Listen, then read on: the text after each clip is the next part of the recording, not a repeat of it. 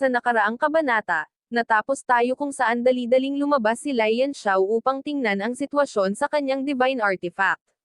At nang makalabas na siya, tumambad sa kanya ang isang nakakagulat na tanawin. Ang World God Monument ay umabot na pala sa pinakailalim na bahagi ng Wuding River, dahilan ng malakas na pag-uga na kanyang naramdaman.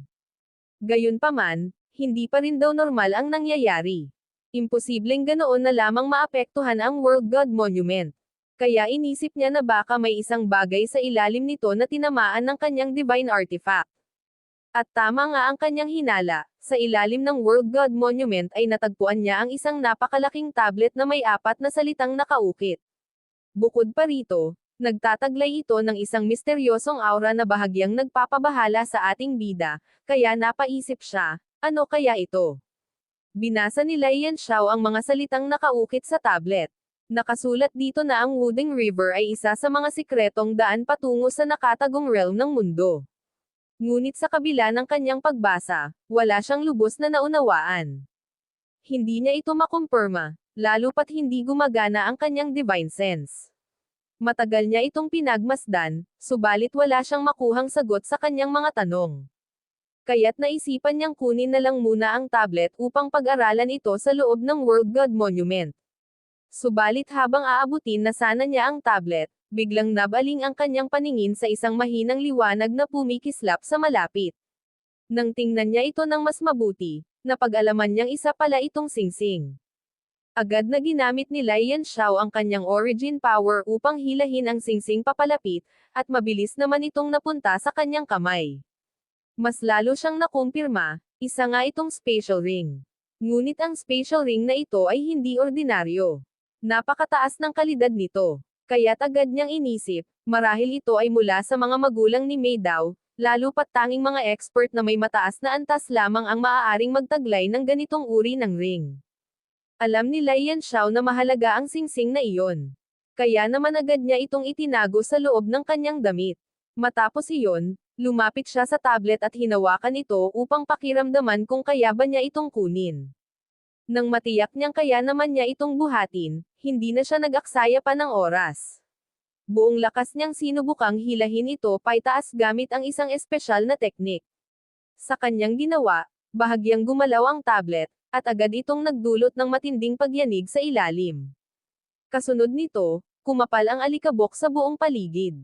Ang kasalukuyang pisikal na lakas ni Lian Xiao ay maihahambing na sa isang martial supreme realm expert, kaya't buo ang kumpiyansa niya na may angat ang tablet kahit hindi gumamit ng spiritual energy.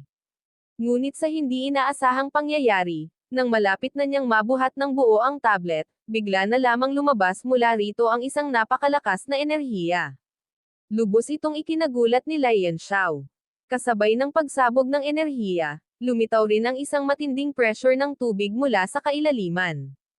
Nagsimula na namang mabahala si Lian Xiao. Napatanong siya sa sarili kung ano ang nangyayari, wala naman daw ganito kanina. Sa kanyang hinala, maaaring hindi niya sinasadyang nagalaw ang isang makapangyarihang restriction, kaya't humantong sa ganitong kaguluhan ang lahat.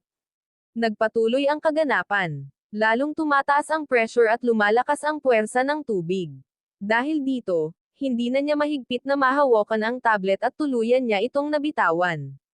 Sa gitna ng lahat ng ito, unti-unti na ring nalulunod si Lian Xiao. Kasabay ng pagtaas ng tubig, naamoy niya ang isang nabubulok na amoy na halos hindi na kinaya ng kanyang sigmura. Sa isip-isip niya, hindi na niya kakayanin pang manatili roon ng kahit isang saglit. Kaya't napagpasyahan niyang iwan na muna ang tablet, at balikan na lang ito sa susunod na pagkakataon. Sa huli, napilitan na ngang umatras ang ating bida. Kaya't agad niyang tinawag ang World God Monument, sabay dali-daling pumasok dito at mabilis na tumakas palayo, bago pa man siya tuluyang maabyutin ng matinding pressure na patuloy pang lumalakas sa hindi malamang dahilan. Dahil sa tulong ng World God Monument, mabilis na nakalayo si Lian Xiao mula sa pinagmulan ng kaguluhan. At sa sandaling nagkaroon na sila ng distansya sa tablet, unti-unting kumalma ang sitwasyon, senyales na tama nga ang kanyang hinala. Mayroon talaga siyang na-activate na isang makapangyarihang restriction, at pilit siyang itinataboy nito sa pamamagitan ng napakatinding pressure ng tubig. Kaya naman, Nang siya ay nakalayo na, agad din nawala ang pressure. Habang pilit niyang iniluluwa ang kaunting tubig na nainom niya sa pagkakalunod, bigla siyang pinagtawanan nina Yuan Gauhan at Dominic Dragon. Anila, ito raw ang unang pagkakataon na nakakita sila ng isang Martial Emperor Realm expert na nalunod. At hindi lang basta Martial Emperor Realm expert si Lian Xiao, dati rin siyang isang Martial Sovereign Realm expert, at tinaguri ang pangatlo sa pinakamalakas na nilalang sa buong kontinente. Kaya naman hindi nila mapigil ang matawa sa kanyang sinapit. Samantala, sa isang lugar na malayong malayo sa lokasyon ng Wuding River, may isang lawa na may asul at berdeng kulay. Sa gitna nito, matatanaw ang isang misteryosong nilalang na napapalibutan ng iba't ibang kulay ng enerhiya. Mapapansin din ang buluyok ng tubig sa paanan nito, at tila dito nagmula ang amoy ng nabubulok na naamoy ni Lian Xiao kanina, na naging dahilan ng kanyang pagkakalunod sa matinding pressure ng tubig sa Wuding River. Maya-maya pa, nagsalita na ang misteryosong nilalang. Nalilito itong nagtanong kung ano raw ang nangyayari sa lawa sa kanyang kaliwa, dahil ramdam na ramdam daw niya ang biglaang pagbabago rito. Ayon pa sa kanya, sinabi raw sa kanya ni Wei Qing noon na ang lugar na ito ay isang bedroom, o lihim na lugar, na tanging mga makapangyarihang hangalason lamang ang nilalaman. Kaya naman nagtaka siya kung bakit bigla siyang nakaramdam ng anomalya ngayon. Pagkatapos niyang magsalita, unti-unting inilahad ang tunay na itsura ng nilalang. Sa hindi inaasahang pagkakataon, ito pala ay walang iba kundi si Meng Bai, ang pinakabagong disipulo ni Lian Xiao mula sa Martial Flame City. Ito ang parehong tablet na ninakaw noon ni Wei Qing, kasama ng kanyang kapatid na si Meng Wu, sa tulong ng makapangyarihang abilidad ni Ling Waqi. Ang kaganapang iyon ang labis na nagpalugmok sa ating bida, isang bahagi ng kanyang nakaraan na hindi niya malilimutan. Muling nagsalita si Meng Bai, iniisip kung dapat ba niyang ipaalam kay Wei Qing ang tungkol sa anomalyang naramdaman niya. Ngunit sa pagninilay-nilay, napagdesisyonan niyang hindi na ito problema niya. Ayon sa kanya, hanggat hindi naaapektuhan ang plano kong buuin ang Heavenly Poison Body, ay wala akong dapat alalahanin. Kaya't bahala na raw si Wei Qing kung malaman man ito o hindi. Matapos ang ilang sandali ng pag-iisip, bumalik na si Meng Bai sa malungkot niyang pagkukultivate, walang kamalay-malay na muntik na silang magkita ng kanyang sariling master, si Lian Xiao. Lumipat ang eksena pabalik sa Wuding River. Gaya ni Meng Bai, walang kamalay-malay si Lian Xiao na ang kanyang pinaghahanap na disipulo ay nasa kabilang lawa lamang, pinagigitnaan lang sila ng misteryosong tablet. Nagpatuloy si Lian Xiao sa pag-ahon pabalik sa itaas. Matapos ang panahong tinatayang katumbas ng isang tasa ng tsaa, unti-unti nang hamupa ang pressure sa dibdib ni Lian Xiao. Nawala na rin ang nakakakilabot na pakiramdam na kanina'y bumabalot sa kanya. Hanggang sa tuluyan na siyang makaahon at muling humarap sa mga naghihintay sa kanya. Nang makita ng mga kasamahan na ligtas si Lian Xiao, nakahinga na ang lahat ng maluwag. Lalo na si Mo Xiaochuan, na tuwang-tuwa at halos lumuha sa galit dahil walang masamang nangyari sa kanyang master. Agad siyang lumapit kay Lian Xiao, sabay tanong. Master, ano po ba ang ginawa ninyo sa ilalim? Halos isang araw at isang gabi lang kayong nawala, pero ngayon ay nakaabot na kayo sa Mo Xiao Emperor Realm. Sa tanong ni Mo Xiaochuan, hindi diretsyong sumagot si Lian Xiao. Sa halip, sarkastiko lang siyang ngumiti at nagwika. Swing or tail lamang ako. Sa kabilang banda, si Li Faiyo na nakakita sa pag-ahon ni Lian Xiao, ay tila gulat na gulat. Sa isip-isip niya, buong akala niya itinatago lamang ng ating bida ang tunay nitong cultivation bilang isang Martial Grandmaster Realm expert. Wala siyang ideya na totoo pala ito. Kung ganito nga raw ang tunay na kalagayan ni Lian Xiao, sobrang nakakagulat ito, lalo't napaka-imposibleng tinalo niya ang mga tulad ni na Lord Ninth Aunt at Wanggang gamit lamang ang antas na iyon. Habang nananatili sa kanyang pagkamangha si Li Faiyo, biglang tinawag ni Lian Xiao si Mei Damer. Dumukot siya sa loob ng kanyang damit na parang may kinukuha. Ilang sandali pa'y ipinakita niya kay Mei Damer ang special ring na nakuha niya mula sa ilalim ng Wuding River. Ipinabatid ng ating bida na mataas ang posibilidad na ito ang iniwang pag-aari ng mga magulang ni Mei Damer. Ayon sa kanya, malaki ang maitutulong nito kay May Damer sa kanyang cultivation. Hindi raw ito ordinaryong singsing, at tiyak na ang mga nilalaman nito ay napakahalaga. Mabilis namang kinuha ni May Damer ang singsing, habang si Lord Ninth Aunt ay hindi maitago ang pagtataka. Ikaw ba talaga ang lamusong sa pinakailalim? Tanong nito, napaka-imposible nun para kahit kanino. Natatawang sumagot si Lian Xiao, paulit-ulit na sinasabi.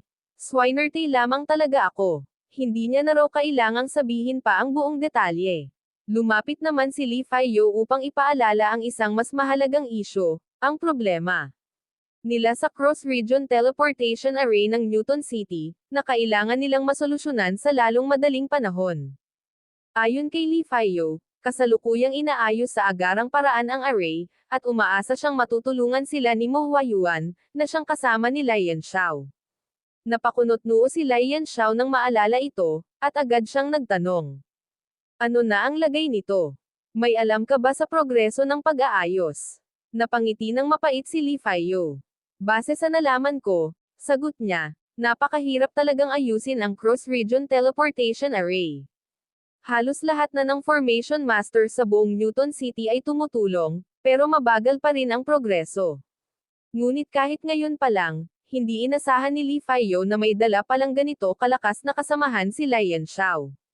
Kaya naman, kung matutulungan talaga sila ni Mo Huayuan, tiyak na mapapabilis ang pagkukumpuni ng cross-region teleportation array.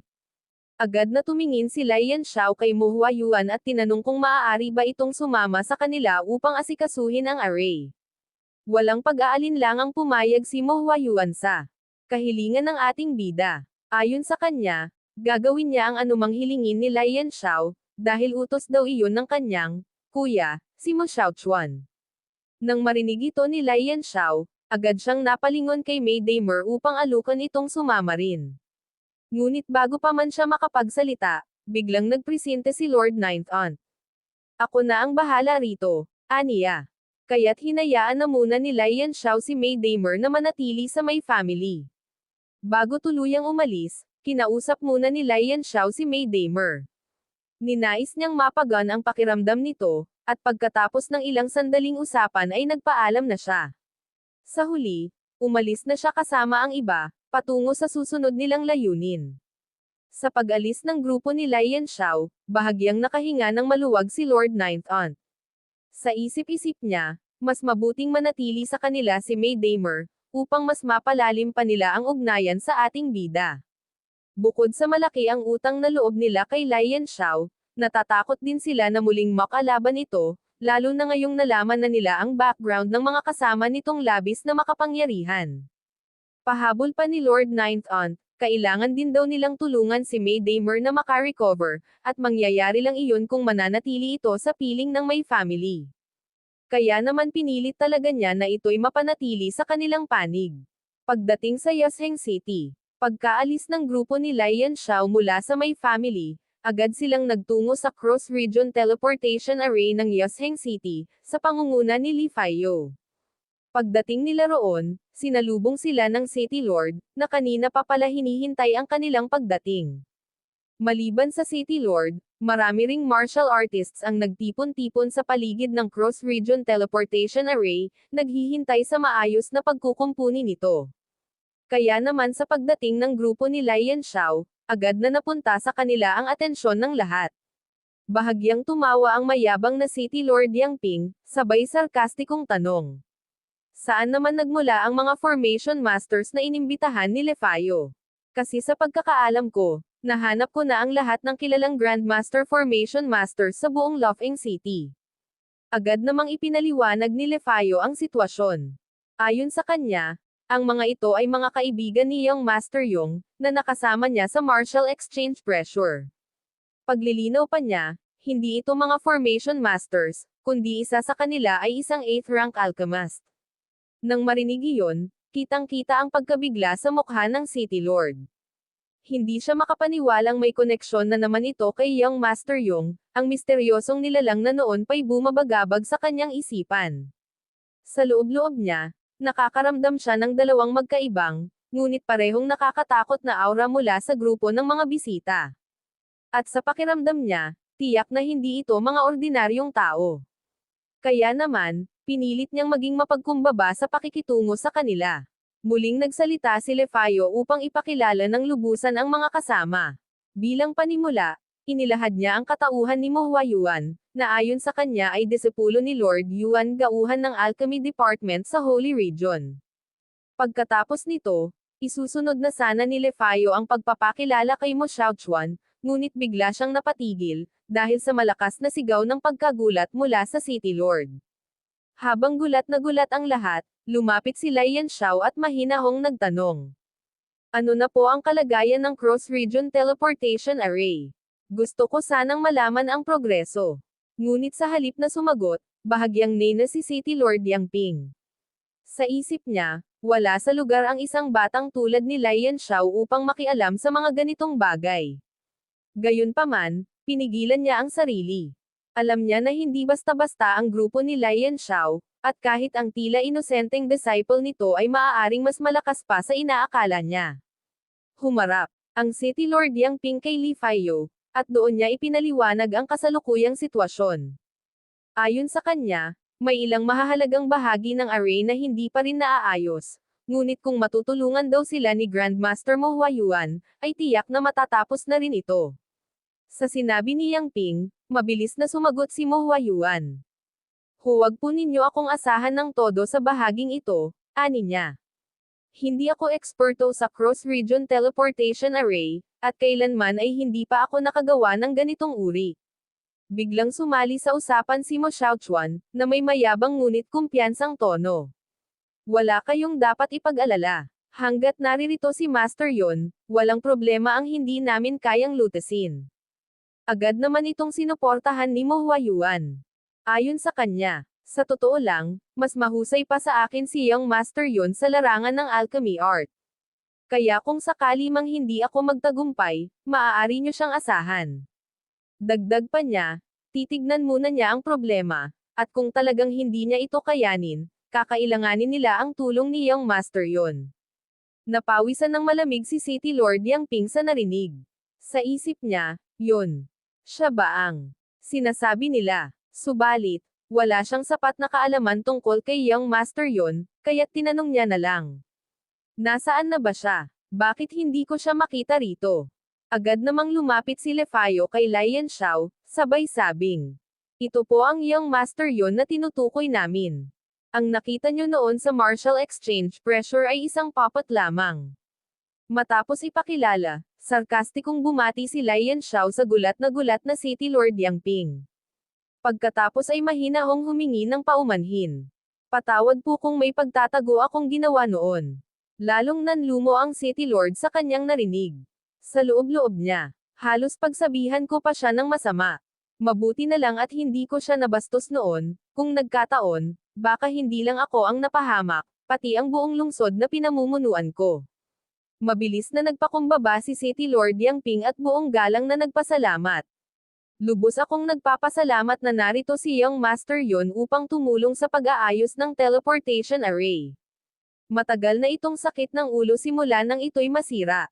Matapos ang formal na pagpapakilala sa isa't isa, dinala na ni City Lord Yang Ping ang grupo ni Li Yanxiao sa sentro ng Cross Region Teleportation Array.